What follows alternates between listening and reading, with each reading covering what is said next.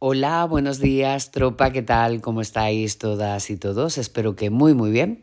Bueno, familia, hoy es miércoles, toca podcast y con esta foto de una puesta maravillosa de sol que he tenido el placer de contemplar en Zaragoza, porque, bueno, creo que ya os dije que estaba trabajando fuera de Madrid y uno de los sitios ha sido este. Entonces, pues nada, me encontré con este regalo una tarde al salir de trabajar y le hice esta foto que para mí es espectacular, no sé qué opinaréis, pero la verdad es que me gustó un montón y por eso os la dejo aquí. La voy a dejar de fondo ilustrando este podcast, así que espero que la disfrutéis y que os guste tanto como a mí. Y bueno, vamos al tema de hoy, que el tema de hoy es cómo enfrentarse a la hoja en blanco. Sí que es cierto que en el canal tratamos creo que solo en una ocasión, cómo enfrentarnos a la hoja en blanco, porque yo creo que es lo que nos trae de cabeza a los scraperos y a las scraperas. Da igual el tiempo que llevemos haciendo scrap o tonteando con el scrap, que es un tema que se toca bastante, tanto en redes sociales como en distintos canales y medios de difusión, ¿vale? En este canal en concreto podéis encontrar cómo expliqué la regla de los tercios, que es una regla que se utiliza en fotografía para ilustrar la colocación del foco o el punto focal, ¿vale? Os daba unos pequeños tips que yo suelo utilizar pues para precisamente quitarle el miedo a la hoja en blanco. La hoja en blanco, la verdad es que le tenemos un pánico que no se corresponde con la realidad, porque finalmente es una hoja en blanco, no nos va a hacer absolutamente nada, ¿verdad? Pero sí que es cierto que a lo mejor no de forma recurrente, pero en ocasiones nos enfrentamos a una hoja en blanco y no sabemos por dónde empezar. La idea, y como hemos comentado en el canal muchas veces, cuando estamos empezando, la idea es buscar por redes sociales algo que nos llama la atención de forma visual y copiarlo. Pero cuando copiamos, resulta que no obtenemos el mismo resultado que la persona que está creando. Y no sé vosotros y vosotras, pero yo he oído cosas como, claro, es que no estoy utilizando los mismos materiales que la persona a la que estoy copiando. No es que, claro, para hacer scrap se necesita un papel grueso de unos 200 gramos o más, etc, etc, etc. Bueno, pues hoy lo que pretendo es romper estos mitos, ¿vale? Porque son mitos realmente. ¿Qué nos lleva a que una composición no sea igual o no tenga el mismo resultado que la persona a la que estamos copiando? Pues yo os voy a contar mi experiencia. Yo ya sabéis que mi maestra es Cala, ¿vale? De la que sé pues prácticamente el 80% de lo que sé lo he aprendido de ella. Y al principio, cuando yo copiaba sus layout, copiaba íntegramente el layout con lo que yo tenía de material, pero exactamente era pues prácticamente lo mismo. Si ella utilizaba un fondo de flores, yo utilizaba un fondo de flores. Si ponía troqueles de ramitas, yo también. Si hacía algún sellado con algún sello de X forma, pues yo hacía exactamente lo mismo. Sí, efectivamente los materiales no son los mismos, ¿vale? Entonces tienen tu toque personal porque pones en tu layout lo que a ti te gusta. Y pese a copiar la composición exactamente igual que ella, pues resulta que algo chirriaba. A mí no me gustaba, no quedaba igual de bonito que lo que ella había hecho. ¿Qué ocurre? Pues que Cala había tenido en cuenta la posición corporal de las personas que estaban en la fotografía, ¿vale? Y pues lógicamente yo tenía una fotografía que nada tenía que ver con la que ella había puesto en su layout. Entonces, pues os voy a poner un ejemplo muy sencillito para que lo entendáis. Ella, por ejemplo, cogía una foto de ella y su hija y ambas estaban mirando hacia la izquierda. Entonces lo que hacía era ponerlo en la parte superior derecha del layout y toda la composición era en diagonal hacia la parte inferior izquierda. Todos los elementos, todo lo que colocaba llevaba esa distribución, ¿vale? Además de ponerlo en uno de los puntos de intersección de la regla de los tercios que os he mencionado hace un momento. Yo, claro, mi fotografía era totalmente diferente. No estaban mirando los personajes para el mismo lado que la foto que ella utilizaba, ni mucho menos. Entonces, aunque el resultado es bonito, ella había tenido en cuenta precisamente la posición corporal de ella y de su hija y en base a eso había colocado los adornos. Yo, como no tenía ni idea, pues elegí una foto que me gustaba y pues bueno, adapté más o menos los materiales a los que ya tenía. El resultado, la verdad es que era vistoso, pero rechinaba algo. ¿Qué era? Pues que los personajes de mi foto estaban mirando en dirección totalmente opuesta.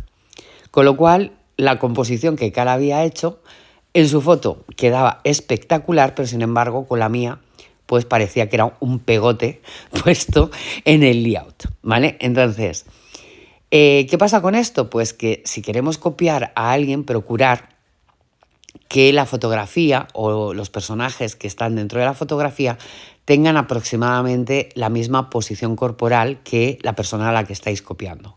Porque aunque copiéis exactamente la misma composición, pues este detalle, que parece una tontería, es bastante importante, ¿vale? Y es la diferencia entre que nos guste una composición o no nos guste.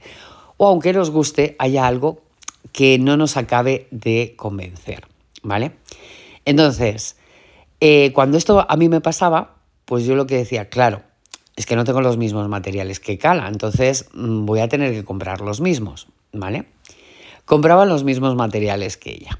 Todo esto antes de que ella me enseñara, ¿vale? Porque yo tonteaba con el mundo del scrap y lo que hacía era copiarla a ella, ¿vale? Sin que ella me dijera, pues esto hay que hacerlo así o así. Simplemente copiar.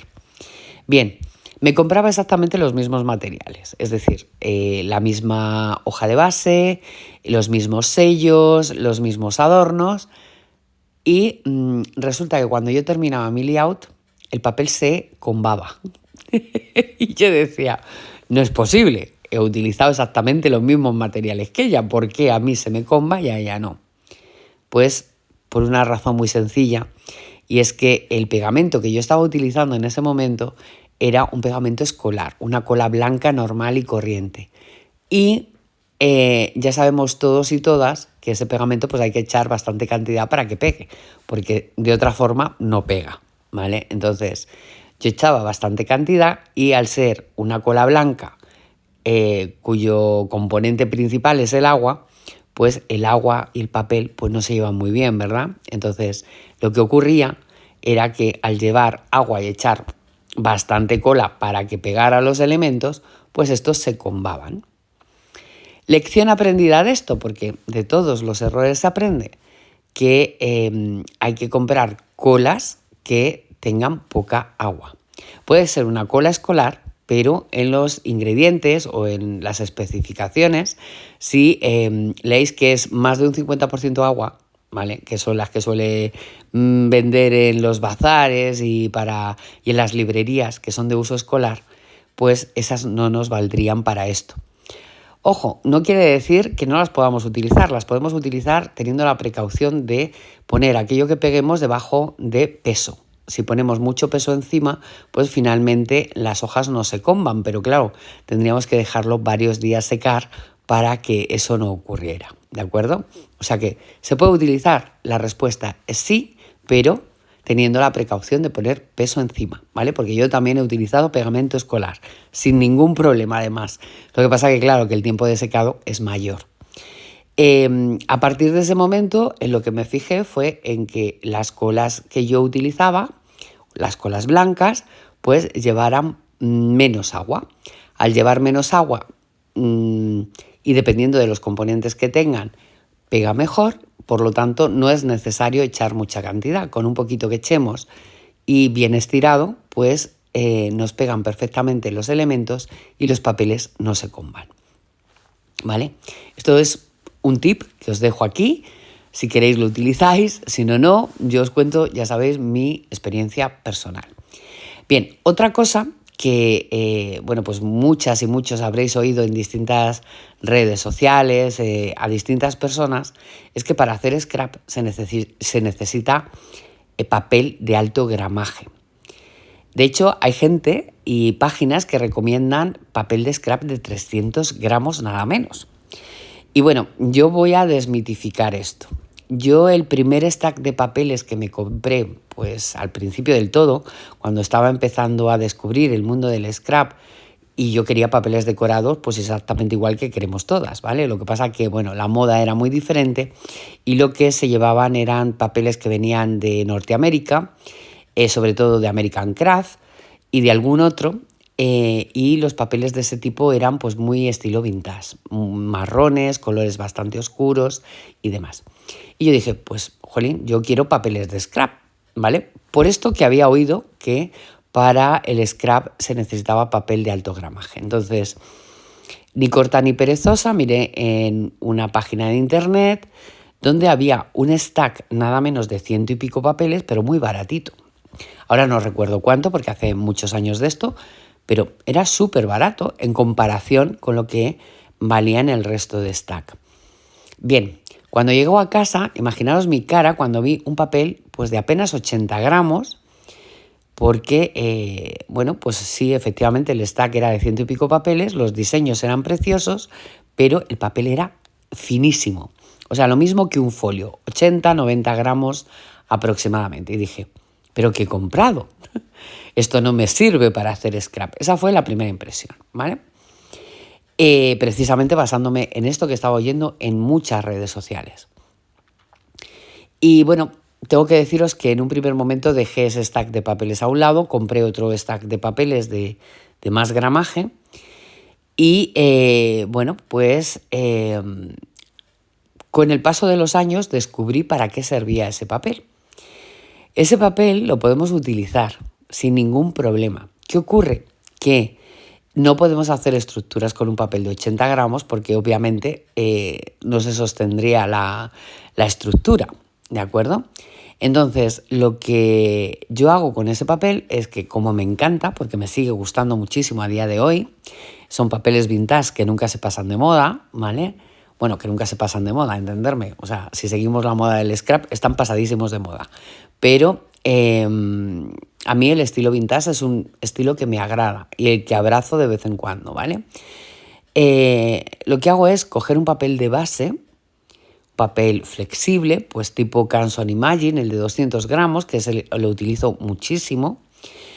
Hago la estructura y después decoro con ese tipo de papel. Los resultados son increíbles. De hecho, el papel base, si utilizo el Canson Imagine, que no es exactamente blanco, es como un beige o un blanco roto, lo puedo decorar con estilo vintage con mis tintas Distress. Entonces el resultado es espectacular, ¿vale? Eso para hacer estructuras. Pero también descubrí que en todos aquellos trabajos en los que yo no quería ningún tipo de volumen, este papel me viene estupendísimo. Estoy hablando de libretas, estoy hablando de Midoris, estoy hablando de cualquier soporte que utilicemos en el que no queramos volumen. Ese papel simplemente con cinta de doble cara o con rolón los podemos pegar. Ojo, también podemos utilizar un pegamento que no sea el escolar porque tiene mucha agua y ese papel es muy finito, por lo tanto se nos va a combar si el pegamento tiene muchísima agua, ¿vale? Pero utilizando el pegamento adecuado quedan composiciones maravillosas con papel de 80 gramos. Por lo tanto, ¿tenemos que utilizar papel de alto gramaje? No. Y os voy a contar el extremo contrario. Y es que hace pues un par de años, yo creo que fue, compré un stack de papeles de Navidad en la tienda Action. Normalmente el papel decorado de Action a mí personalmente no me gusta porque los diseños no concuerdan con mi estilo. Pero sí que es cierto que de vez en cuando pues sacan algún stack que en su mayoría pues me agrada bastante. Entonces, pues en uno de estos compré un stack de papeles de Action. Y de hecho lo tenéis en el canal, ¿vale? Que hice una pequeña estructura para dar como obsequio a unas amigas que iban a un taller. Vamos, coincidíamos en un taller y pues lo llevé como regalito. ¿Qué ocurrió?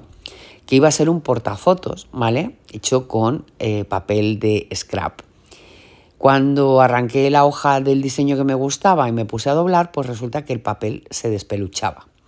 Estamos hablando que el papel de Action está entre los 220, 240, no he visto de menos, quizá lo haya, pero yo, bueno, en ese en concreto creo que era de 220 gramos, con lo cual es un papel bastante gordito. Y bueno, pues se despeluchaba y yo dije, Laura, error de principiante, no has mirado la fibra del papel y por eso se despelucha. Así que cogí otra hoja de ese mismo stack con un diseño muy parecido y empecé a doblarlo, con el mismo resultado. Se despeluchaba el papel y se agrietaba. Lección aprendida de esto, el papel de Action no es flexible. Al no ser flexible, da igual por dónde dobles, que para hacer estructuras no nos va a valer porque la verdad es que queda bastante feito que se despeluche o que se agriete, ¿vale? No da un acabado bonito y por lo tanto a mí personalmente pues ese efecto no me gusta. Hay scraperas que lo utilizan para dar un efecto más vintage, en ese caso pues estupendo, pero en concreto lo que yo quería hacer con ese papel, pues ese papel en concreto no me servía. Lo tenéis de hecho en el canal porque me parece que fue sobre febrero del año pasado aproximadamente, creo. Y bueno, pues tuve que cambiar a un papel de aluacid estupendísimo de 190 gramos que me sirvió estupendamente y además la base es bastante sólida. Con lo cual, solucionado. Pero papel de Action, pues no. ¿Para qué utilizo ese papel? Porque sí que lo utilizo. Pues en vez de hacer las estructuras con ese papel, las hago con Canson Imagine o con cualquier otro papel de soporte y encima lo que hago es decorar con el papel decorado de Action. Al ser tan gordito y de un gramaje tan alto, pues nos da muchísima consistencia a cualquier estructura que queramos hacer con él. Bueno, con él no, pero decorarlo con él. Entonces, pues bueno, ¿se puede utilizar ese papel? Pues sí, pero no para hacer estructuras, ¿vale? Serviría para decorar, eso sí, porque cortáis para decorar, pues yo qué sé, si hacéis una solapita, lo cortáis para decorar esa solapa y queda divino. Y además le va a dar mucha consistencia a esa solapa porque es un papel bastante grueso, ¿vale? Por lo tanto, desmitificado el que para el mundo del scrap o para hacer cosas en scrap tengamos que utilizar un papel de alto gramaje. El papel de bajo gramaje hay que saber utilizarlo y el de alto gramaje también. Además, hay que saber doblar por las fibras del papel para no ir en contra y no romperlas y que nuestro papel no se despeluche. Y si pese a seguir las fibras del papel, el papel se despelucha, es porque es un papel poco flexible y por lo tanto para eso no nos va a servir, ¿vale? Bueno, estos son pequeños tips que os dejo en base a lo que yo he experimentado y en base a lo que yo me he encontrado. Luego nos ocurre otra cosa y es que, pues bueno, compramos los mismos materiales que la persona a la que estamos copiando, pensamos que el papel de alto gramaje es el mejor cuando no tiene por qué, por esto que os acabo de contar. Y luego viene la tercera cosa y es la autoexigencia. Hay amigas y amigos, esto es el mayor enemigo de la scrapera y del scrapero. Tener en cuenta que para todos aquellos y todas aquellas para los que el scrap sea un hobby, la policía del scrap no existe. Lo importante es que os lo paséis bien, que no todo lo que hagáis va a ser obras de arte.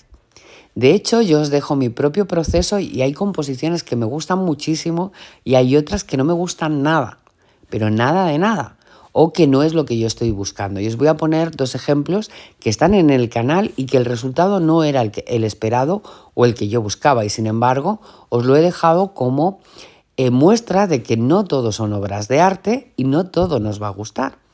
Pero eso sí, nos lo vamos a pasar pipa en el proceso.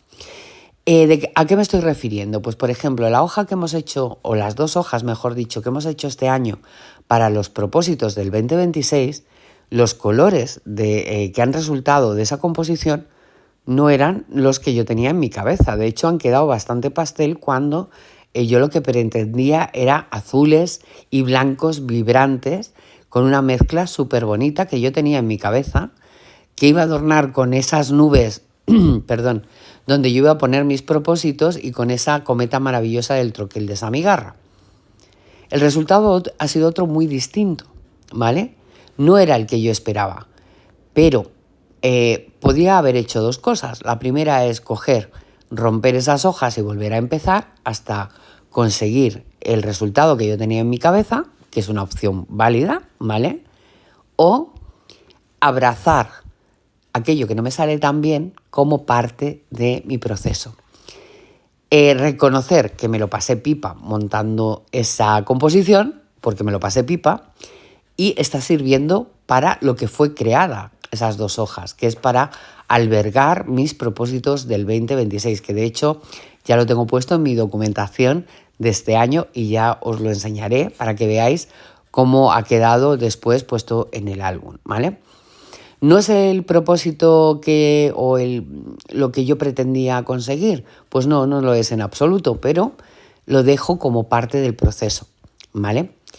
Otra de las cosas que os he dejado como parte del proceso fue que el año pasado, cuando empecé a hacer el Jan Journal del 2026, del 2025, hice una portada con una botella, con un mar de fondo, una sombrilla, un gatete y donde ponía verano.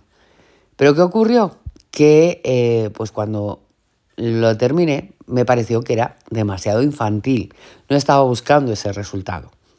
¿Qué hice? Pues bueno, la composición me gustó, no era lo que yo perseguía, porque lo que perseguía era algo más maduro, más pensado, más meditado, con otro carácter más adulto, y por lo tanto me decidí a no ponerlo como portada. Sin embargo, yo no he tirado esa composición está al final de mi Art Journal, ¿vale? Entonces, el que no consigamos el efecto que queramos es para tirar la hoja. Yo creo que no deberíais, porque yo me he arrepentido de romper composiciones que he hecho y que no he conseguido el resultado que esperaba, o que directamente eran truños scraperos, ¿vale? Porque al principio sí que las rompía, pero finalmente decidí que no iba a romper nada porque es parte del proceso. Yo me lo he pasado pipa haciendo esas composiciones. De hecho, os las he dejado en el canal como muestra de que todo no sale perfecto, ni todo sale como nosotras y nosotros pensamos en un primer momento, pero que esto es parte del proceso y que nos tenemos que equivocar y que nos tienen que salir cosas menos perfectas, si queréis, o truños directamente, y que hay que abrazar la imperfección. Porque sí que es cierto que sé de canales, que de hecho son de personas a las que conozco, que solamente publican si el resultado es bueno, no publican todo el proceso. Entonces, ¿qué pensamos? Que como llevan no sé cuántos años en el mundo del scrap, todo les sale bien y nosotros y nosotras queremos llegar a esos niveles. Y no es así. De hecho, yo tengo una querida amiga, que no voy a decir el nombre, que cuando se pone a grabar, lógicamente tiene bastante más tiempo que yo para hacer estas cosas, pero cuando se pone a grabar, si no le sale como a ella quiere y si no le sale todo perfectísimo y preciosísimo, directamente ni lo publica en Instagram, ni lo sube en sus vídeos de YouTube, ni nada de nada. Y yo siempre la digo, creo que esto confunde a la gente porque va a pensar que todo te sale bien y nada más lejos de la realidad. También le salen cosas mal, igual que a todo el mundo, ¿vale? Entonces yo creo que nos tenemos que quitar un poco de presión con respecto a esto. Habrá cosas que nos salgan estupendas y habrá otras cosas que digamos, pues es que no me gusta nada. Pero bueno, lo podemos guardar como recuerdo de nuestra propia evolución como scraperos y scraperas, ¿vale? Yo el Jan Journal del 2021, pues si lo vemos ahora comparado con los que he hecho después, dices, jolín, pues vaya Jan Journal que hiciste. Pero bueno, a mí me gusta verlo porque así veo mi evolución. No utilicé los materiales que tenía que haber utilizado porque compraba la cinta de doble cara en bazares. Que la cinta de doble cara de bazares suelta un liquidillo que con el paso de los años te deja la marca de la cinta de doble cara, ¿vale? Yo soy poca amiga de la cinta de doble cara, las cosas como son, pero hay que reconocer que es más rápida en determinados momentos. Entonces, pues bueno, pues la he utilizado igual que la hemos utilizado todas. Ahora mismo, si me preguntáis, yo os digo, utilizarla lo menos posible. La cinta de doble cara, hay cinta de doble cara para la fotografía, para eso sí, pero que bueno, que con el paso del tiempo seáis conscientes de que eso se puede llegar a despegar, ¿vale? Entonces, para eso sí, pero para la estructura de un álbum yo no utilizaría nunca la cinta de doble cara, por ejemplo, ¿vale? Y esto yo creo que ya os lo he comentado en más de una ocasión. La cinta de doble cara sí, con reservas y depende del sitio donde la vayáis a poner, ¿vale? Y bueno, pues con estos pequeños tips que os dejo aquí, deciros que lo mejor de esta afición es disfrutar de ella, pasárnoslo pipa y aunque el resultado nos guste más o nos guste menos, dejarlo porque cuando pasen los años os va a gustar ver lo que hacíais al principio y ver cómo ha evolucionado todas las composiciones que hacéis a día de hoy. Os va a encantar, de verdad que sí. Y yo os lo recomiendo muchísimo que lo hagáis así. Y bueno, pues eso es todo por el día de hoy. Espero que os haya gustado este podcast o al menos que os haya entretenido. Os deseo una estupendísima semana. Muchísimas gracias por estar ahí. Y nosotros nos vemos o nos oímos en el siguiente vídeo o en el siguiente podcast. Un beso, un abrazo y hasta pronto. Chao.